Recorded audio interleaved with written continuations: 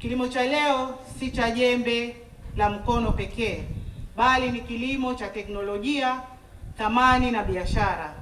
Hivyo vijana wetu wanapaswa kuandaliwa kwa ujuzi unaowawezesha kushiriki kikamilifu katika mnyororo mzima wa thamani katika kilimo.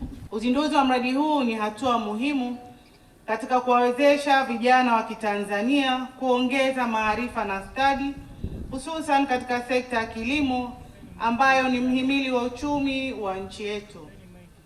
Mradi huu umejikita katika kujibu changamoto za mahitaji ya ujuzi katika maeneo ya ufundi wa zana za kilimo, teknolojia ya umwagiliaji pamoja na teknolojia za uhifadhi wa mazao.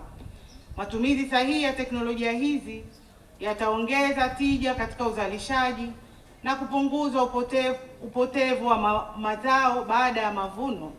Huu mradi unalenga kuwawezesha vijana kupata ujuzi ili waweze kupata ajira na kuona fursa zilizopo katika eneo hili la sekta hii ya kilimo. Tumesema vijana hawa wanaenda kufundishwa katika maeneo matatu. Moja ni ufundi wa zana za kilimo, mbili ni teknolojia ya umwagiliaji, na tatu ni teknolojia ya uhifadhi mazao baada ya mavuno.